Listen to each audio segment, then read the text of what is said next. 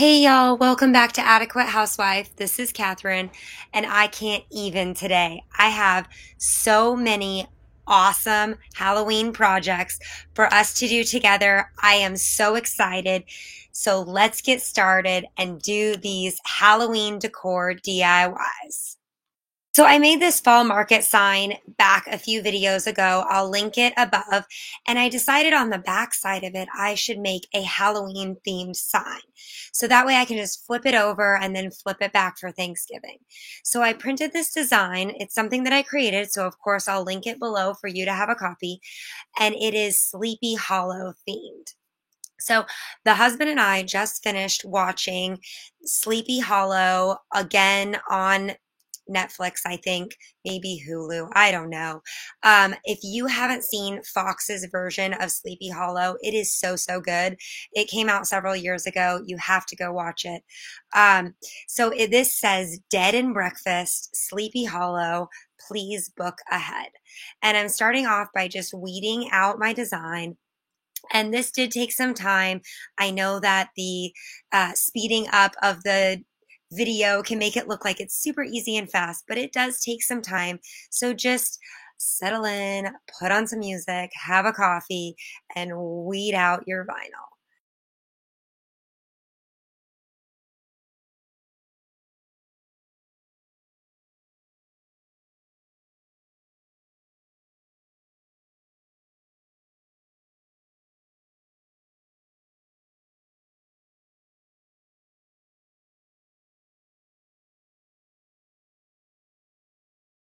Once everything's weeded, then I'm ready to apply the transfer tape.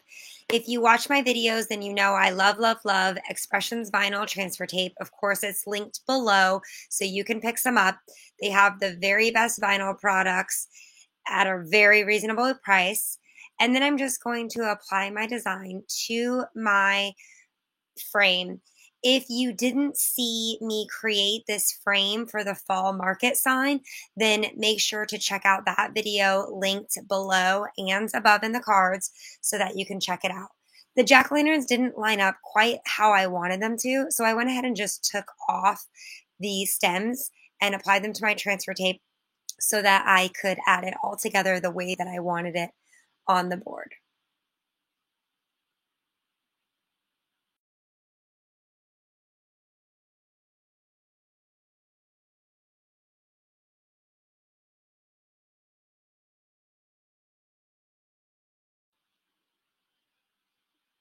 I did a little measuring to make sure everything was lined up right, and that was it. A spooky Sleepy Hollow themed Halloween sign. In my clean and decorate video, you would have seen me put up these awesome cardboard bats on my mantle. So they are so, so simple to make, and I wanted to take you through it real quick. Of course, you could print these out on your Cricut, but if you don't have a Cricut, or even if you do, this is so simple that you might as well just do it.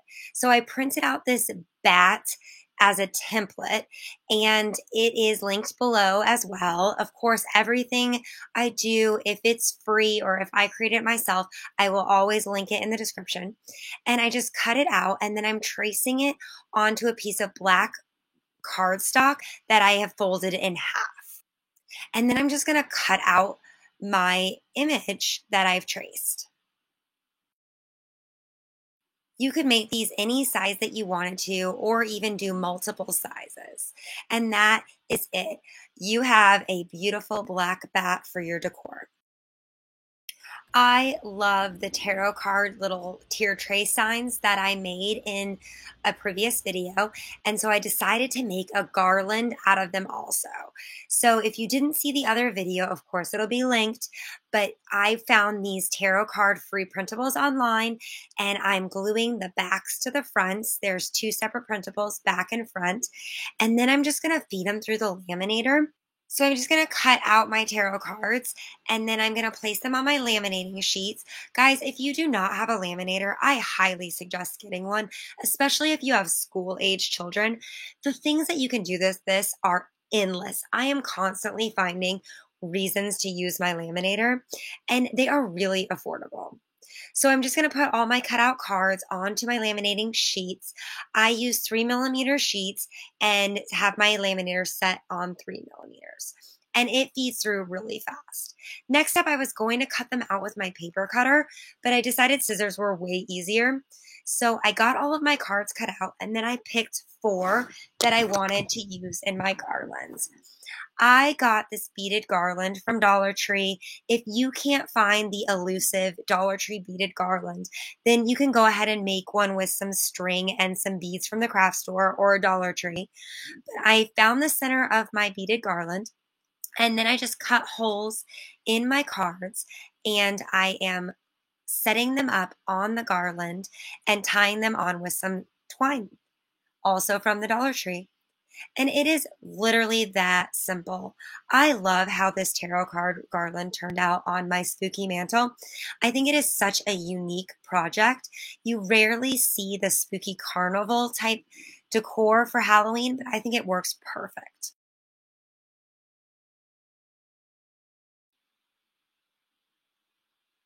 So next up, I wanted to make some candy corn themed projects for my tier trays. And I found this orange candle at Dollar Tree, and I instantly thought it looked like candy corn.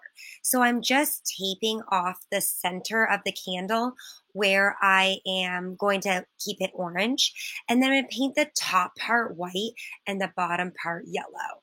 I chose to use acrylic paints, and you're welcome. You can learn from my mistakes. The acrylic paints did not work on this. I had to do like 8 coats to make it not be translucent. So go ahead, learn from my mistakes, use chalk paint. They have yellow chalk paint, right? I assume so, but definitely, or prime it because it will be so much easier if you do. So then I just removed my painter's tape, and then I had a couple pieces of paint that I just needed to chip off with my finger to make a smooth line. And we have a very lovely candy corn candle for our tray decor. Easy peasy. So keeping with the candy corn theme, I had the hubby cut me out some little pyramid triangle blocks, candy corn blocks. And learning from my previous mistake, I'm using white chalk paint to prime all of the candy corn first before I go back through with my acrylic paint. This was perfect. The acrylic paint looked beautiful, and I only needed 2 thin coats of the acrylic paint after I primed it with the chalk paint. Next up, I'm just going to tape off the top and the bottom portions and then paint the center orange. Again, you're welcome for me going through the hassle of taping off these weird shaped pyramids. Definitely just freehand the lines. It will go way faster than trying to tape off all of these little edges. I'm so glad I can make all the mistakes for you so that you don't have to. So I'm going through with apple barrel paints in the color pumpkin, and I did give it 2 coats there. And I think these turned out so cute. So to do my yellow, I was not about to tape off anything again. So I got a really flat brush, and I'm just going through and painting it. It was so easy. I do not have steady hands. I have very shaky hands. So anybody can do this, trust me. And I'm just going through all of them and painting the bottom yellow.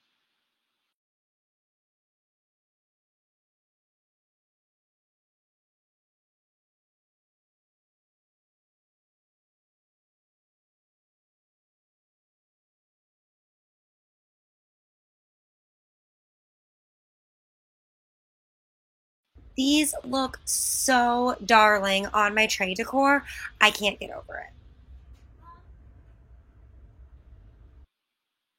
Okay, so I found this little house at Dollar Tree, and I knew I wanted to make it into a haunted house. So I'm just giving it a really good sand because Dollar Tree wood products always come with kind of rough edges. So I'm just sanding it up with an 80 grit and then 120 grit sanding blocks. And then I am going to paint it with chalk paint. I and not using this as a chalkboard, but I think that the chalk paint gives a really nice matte finish. I wanted to make sure to paint all sides of the house because it's going to be on my tiered tray, and this particular tray goes in a location where I have to design the tray 360. I wanted all surfaces to be covered. And then I just printed out the word haunted on the Cricut. You could also freehand this or trace it. And I'm just weeding out my design, and then I'm going to apply it to my house. And we have a haunted house for our tier tray.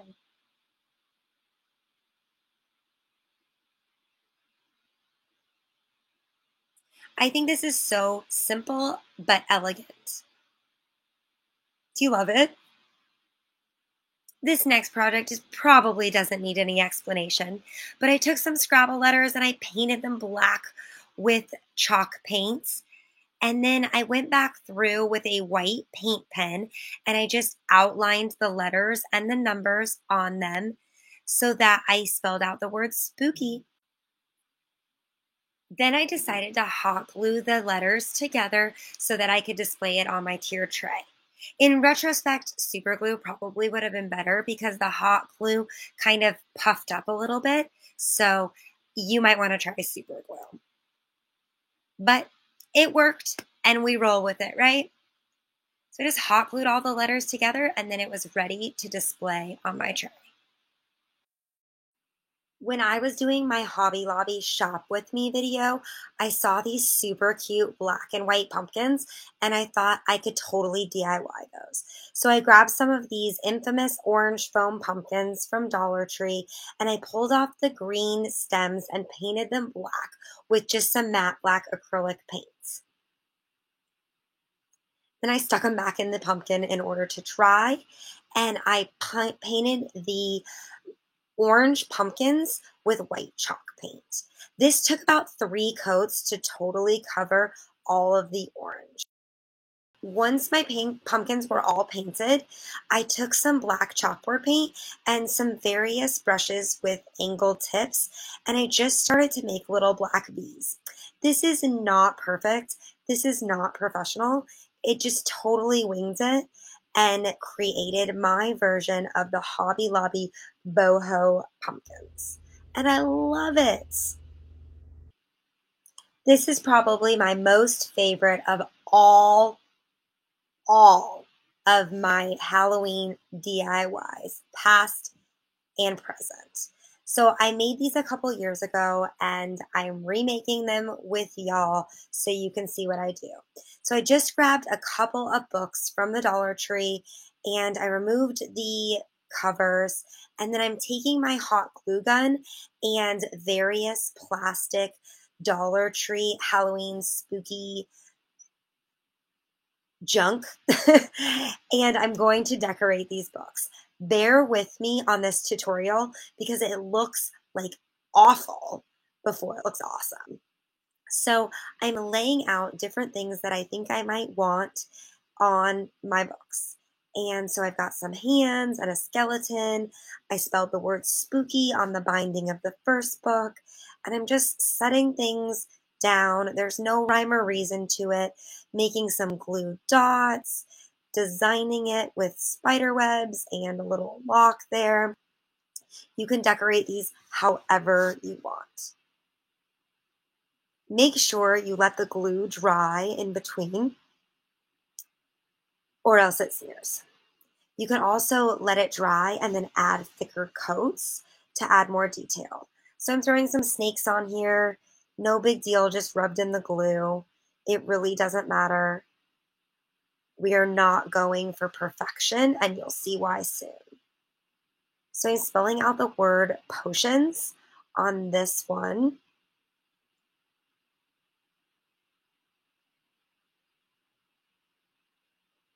The writing takes time. You really do need to let it dry in between layers or it smears together.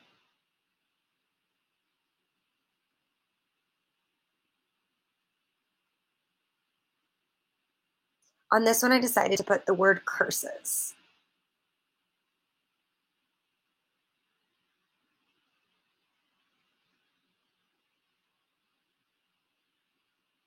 And then I just drew some little crosses, made a corner, really just winging it.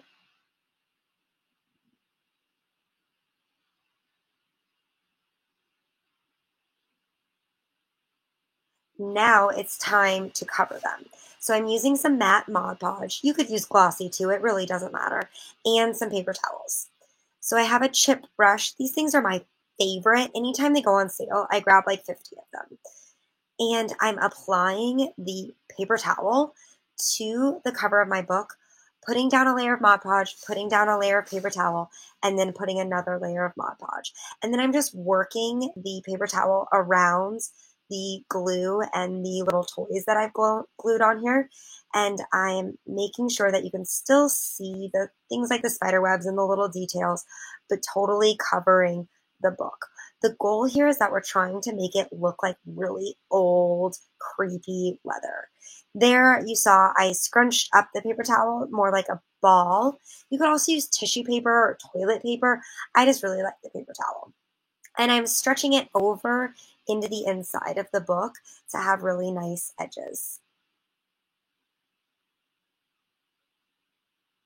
Once that's all really dry, then it's time to spray paint. So I love my matte black spray paint. I'm just giving it, I think I ended up giving it 3 coats to just make sure it was really covered. And then when it's all dry, it's time to do the detail work. And this is where your book really comes alive. So I'm using 2 different colors of gold paint, a metallic pure gold and a metallic antique gold, a taupe colored paint, and then my antique wax by Waverly. I love these little natural sponges. They are awesome. So the goal here is to layer. So I started off with my antique wax, and then I added some of that taupe. I really hated the way the taupe turned out. So I do go back in with a paper towel, and I wipe most of it off. Then I started in with my gold and the details, and then I decided it wasn't quite dry enough. So I went ahead and set it aside and let it dry before I came back. And I'm going back through with the natural sponge and the antique wax and covering the back cover. There's where I'm taking off the taupe because I hated how that looked. But you really can't go wrong here. And then once it was dry, I went back in with my golds, kind of mixing them together, and I outlined all my details. This is where it starts getting really cool. If silver is more your jam, you could totally use silver. I like the way the gold looks. There are no rules. If you wanted to paint this book green or brown or white or purple, go for it. Do you. And I went back through with that natural sponge and I just started rubbing the gold everywhere. I mentioned I liked it, right?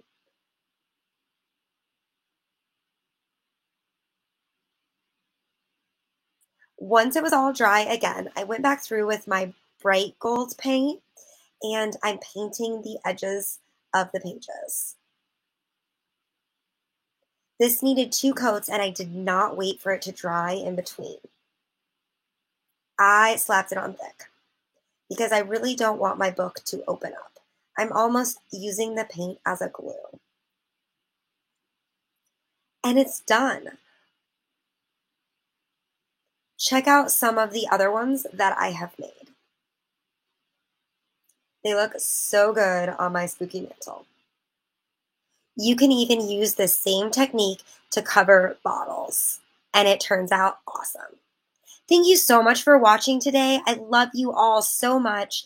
Please don't forget to subscribe, ring the bell, give this video a thumbs up. Your support means everything to me. See you soon.